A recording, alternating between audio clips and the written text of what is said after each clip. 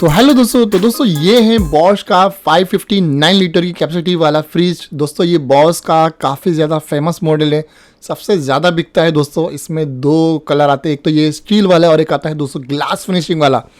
Glass finishing वाला इस model के कंपेरिजन में थोड़ा सा 10,000 आपको महंगा देखने को मिल जाता है। दोस्तों इस फ्रिज की कैपेसिटी है 559 लीटर ग्रॉस वॉल्यूम, और इसकी नेट कैपेसिटी की बात करूँ टोटल वॉल्यूम तो ये है दोस्तों 505 लीटर कैपेसिटी। सामने की तरफ आपको यहाँ पे टेम्परेचर कंट्रोलर पैनल देखने को मिल जाता है, जहाँ से आप फ्रीजर की कूलिंग या फ्रिज की कूलिंग कम या ज़्यादा कर सकते हो। फ्रीजर के अंदर दोस्तों मैक्सिमम आपको 24 डिग्री माइनस में टेम्परेचर देखने को मिल जाता है।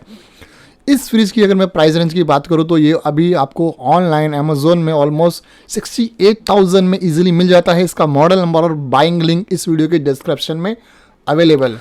दोस्तों इस फ्रिज की अगर मैं डायमेंशन की बात करूँ, इस फ्रिज का जो विड्थ है यानी चौड़ाई वो है 27 इंच की। इस फ्रिज का जो डेप्थ है वो है 30 इंच का, और इस फ्रिज की हाइट है दोस्तों 75 इंच की।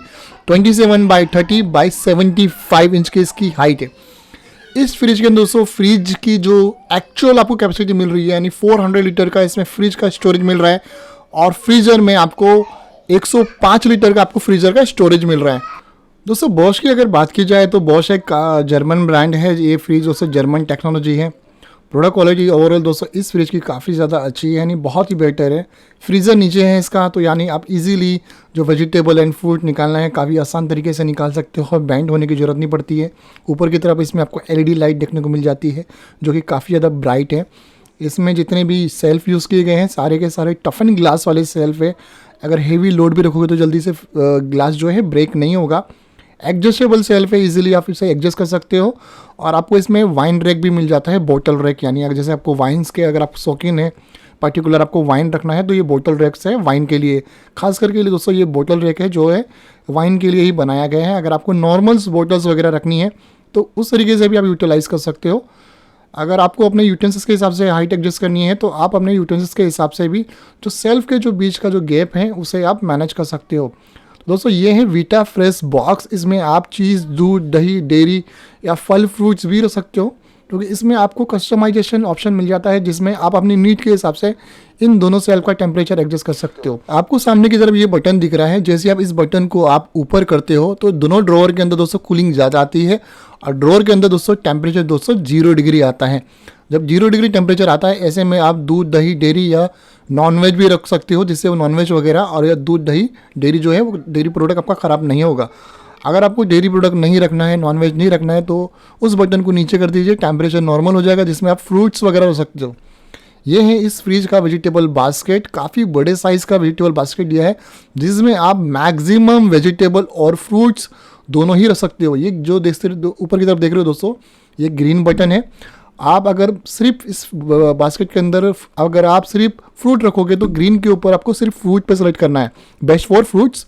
अगर आप वेजिटेबल एंड फ्रूट्स दोनों रख रहे हो तो आपको ग्रीन बटन जो है दोस्तों आपको वेजिटेबल एंड फ्रूट्स पे रखना है। उससे क्या होता है दोस्तों, एक जो एक्चुअल मॉइस्चर की रिक्वायरमेंट होती है वेजिटेबल्स के लिए या फिर फ्रूट्स के लिए, तो वो मॉइस्चर लेवल इस वेजिटेबल बास्केट के अंदर मेंटेन रहता है। दोस्तों इसका एडवांटेज यही होता है कि आपके वेजिटेबल एंड फ्रूट्स दोनों लॉन्ग टर्म के लिए फ्रेश रहे। वेंट ओपन क्लोज होने से उसमें जो पर्टिकुलर मॉइस्चर जो रहता है वो जाता रहता है। और ये वेजिटेबल बास्केट जो दोस्तों जो नीचे की तरफ से आप देख रहे हो तो आगे की तरफ एक्रेलिक का पार्ट है और नीचे की तरफ का जो पार्ट है फाइबर वाला है, तो जल्दी से वो ब्रेक नहीं होगा।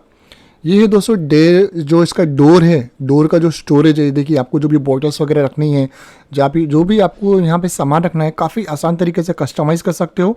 डोर के ऊपर आपको 4 सेल्फ देखने को मिल जाते हैं, यानी डोर के ऊपर भी आपको काफ़ी अच्छा खासा स्टोरेज देखने को मिल रहा है। यानी आप काफ़ी अच्छी तरीके से अपने हिसाब से इस फ्रीज को ऑर्गेनाइज कर सकते हो, जो भी आपको स्टोरेज रखना है। तो डोर के ऊपर भी बहुत अच्छे सेल्फ दिए गए हैं। तो दोस्तों ये है इस फ्रीज का एग रैक। ऐसे आपको 3 रैक मिल जाते हैं, एक एग रैक में 4 एग आप रख सकते हो। तो इसमें आपको 3 ऐसे अलग अलग मिल रहे हैं और 3 अलग अलग पार्ट में डिवाइड है, एक में 4 है।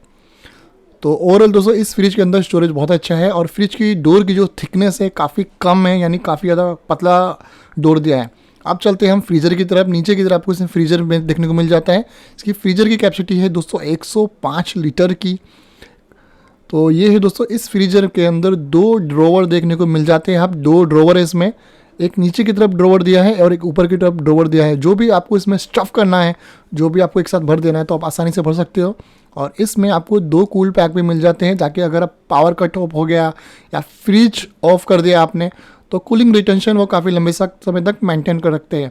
और यहाँ पे आपको बॉक्स के ऊपर कुछ गाइडेंस देखने को मिल जाती है, जैसे कि जो नॉन वेजिटेरियन लोग होते हैं तो अगर आपको नॉन वेज रखना है इसके अंदर स्टोरेज करने के तो उसकी लाइफ क्या होती है वो एक एग्जाम्पल दिया हुआ है।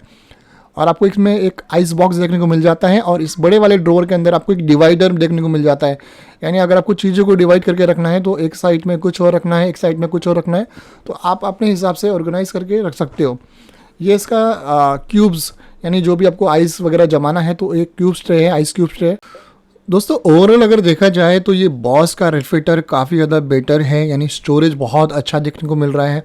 और दूसरा बॉटम माउंटेड है, यानी नॉर्मली मैक्सिमम देखेंगे तो हमारा फ्रिज ही यूज़ होता है, फ्रीज़र कम यूज़ होता है, तो बेंडिंग होने की ज़रूरत भी नहीं पड़ती है। जैसे कि अगर आपके घर में पेरेंट्स है तो जब हम बार बार वेजिटेबल्स वगैरह निकालते हैं, फ्रूट निकालते हैं, नॉर्मल में फ्रिज में क्या होता है दोस्तों, वेजिटेबल बास्केट नीचे होता है और बेंड होना पड़ता है जिससे बैक प्रॉब्लम होती है।